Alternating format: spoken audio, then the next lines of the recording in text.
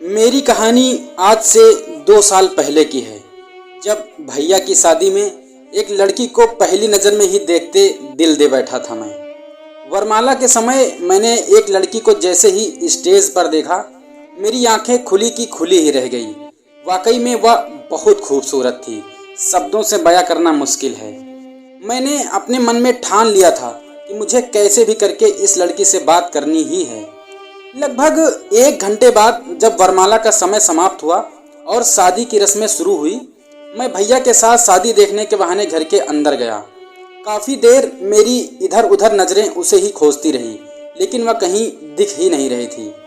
थोड़ी देर बाद अचानक से वह एक ट्रे में 10-12 कप चाय लेकर आई और मेरे पास आकर बहुत मीठी आवाज़ में बोली, जीजा जी चाय। मैंने हड़बड़ी में कहा, हाँ हाँ। बस उसके इतना कहने मात्र से ही जैसे मेरा दिल और बेचैन सा हो गया। सुबह हो गई। शादी और विदाई की रस्म पूरी होने के बाद मैं घर आ गया। मैं इतना बेचैन था जैसे उसका चेहरा मेरे दिमाग में छपा हुआ था। मुझे चारों तरफ बस वही नजर आ रही थी, उसकी वह मीठी सी आवाज़। अब मैं कैसे भी करके उससे बातें करने की जुगाड़ सोच रहा था। यही सब सोचते सोचते शाम हो गई। शाम को खाना खाने के बाद मैं भाभी के पास गया और पूछा, भाभी वह लड़की कौन थी जो रात में शादी के टाइम चाय देने आई थी? वह हंसने लगी और बोली, क्यों, कुछ चाहिए क्या उससे? मैंने मुस्कुराते हुए कहा, नहीं बस ऐसे ही। भाभी बोली, वह मेरी मौसी की लड़की है।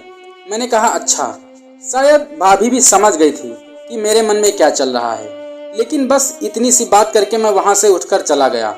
अगले दिन दोपहर में मैं भाभी के पास गया और हिम्मत करके मैंने बोला, भाभी मुझे उससे बात करनी है, मुझे उससे जैसे प्यार हो गया है। भाभी ने कहा, हाँ उसका नाम रीता है, मैंने उस दिन तुम्हें नहीं बताया था। भाभी ने कहा, ठीक है, मैं रीता से बात करके उसको तुम्हारा नंबर दे दूंगी।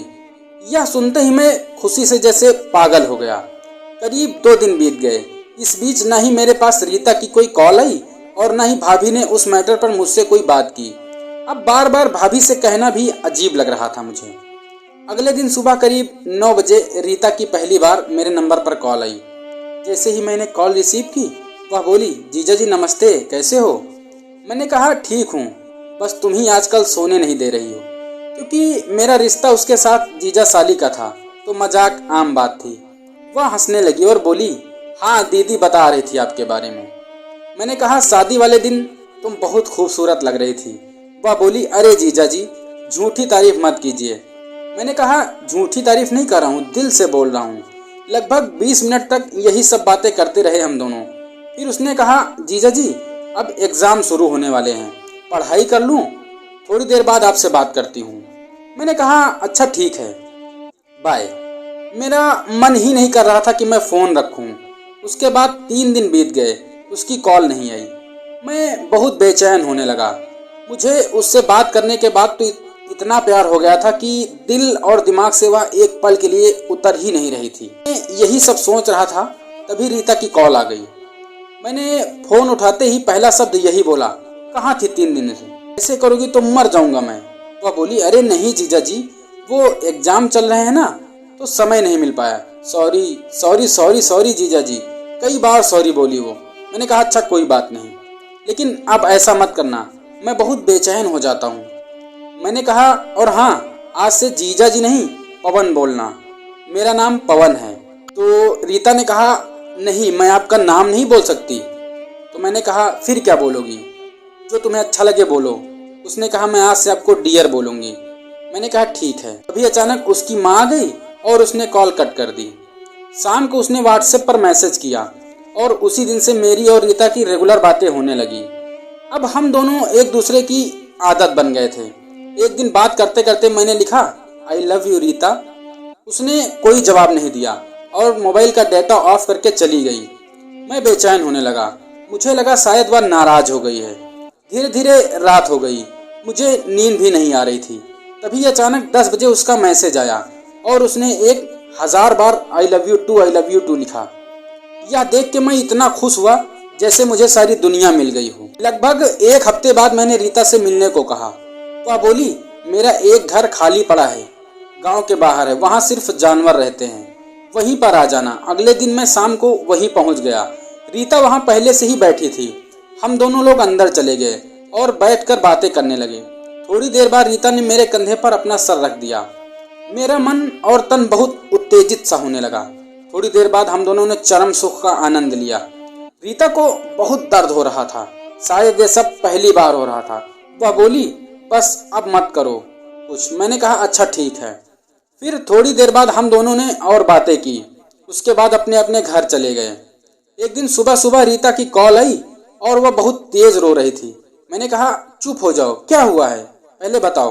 वह बोली, मेरी शादी फिक्स कर दी है पापा ने अपने दोस्त के लड़के के साथ, और मुझे आज बताया है। यह सुनते ही मेरी दुनिया लुट गई जैसे। मैंने कहा यार यह तो बहुत गलत बात है। मैंने कहा परेशान मत हो, मैं कुछ करता हूँ। मैंने भाभी को जाकर पूरी बात बताई। मैंने कहा किसी भी कीमत पर मुझे रीता से शादी करनी है। आप कैसे भी करके बात कीजिए, हम और रीता एक दूसरे के बिना नहीं रह सकते। भाभी ने कहा परेशान मत हो, मैं बात करूंगी। लेकिन मौसा जी बहुत गुस्सैल किस्म के हैं और पुराने ख्यालात के भी हैं। फिर भी मैं अपनी पूरी कोशिश करती हूँ। और वही हुआ भी। भाभी ने जैसे ही अपने मौसा जी से बात की, हम दोनों और के रिश्ते के बारे में बताया, वह भाभी पर बहुत तेज भड़क गए और बोले किसी भी कीमत पर यह शादी नहीं हो सकती। मैं अपने दोस्त के बेटे के साथ उसकी शादी फिक्स कर चुका हूँ। समाज में बदनामी नहीं करानी है मुझे किसी भी कीमत पर। रीता को मैंने कॉल करके यही सारी बातें बताई। वह बहुत तेज रोने लगी और बोली मैं मर जाऊंगी आपके बिना। मैं भी रोने लगा। मैंने खुद को संभालते हुए उसे भी चुप करवाया। मैंने कहा रीता एक बार हिम्मत करके तुम बात करो पापा से।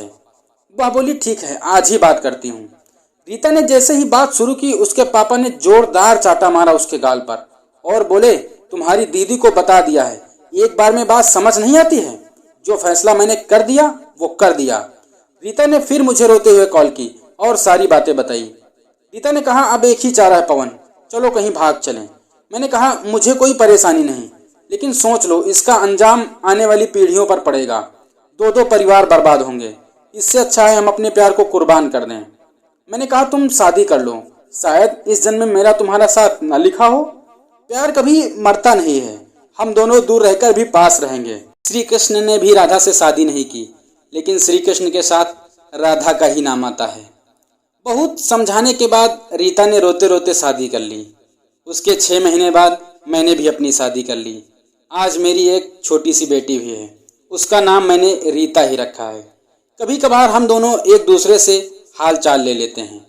हम दोनों अपने अपने जीवन में खुश हैं। इस तरह समाज और घर वालों के लिए एक सच्चे प्यार की हम दोनों ने बलि दे दी। दोस्तों, यह कहानी आपको कैसी लगी कमेंट बॉक्स में अपना कमेंट करके ज़रूर बताएं और ऐसी ही कहानियों के लिए चैनल को सब्सक्राइब करना ना भूलें। धन्यवाद।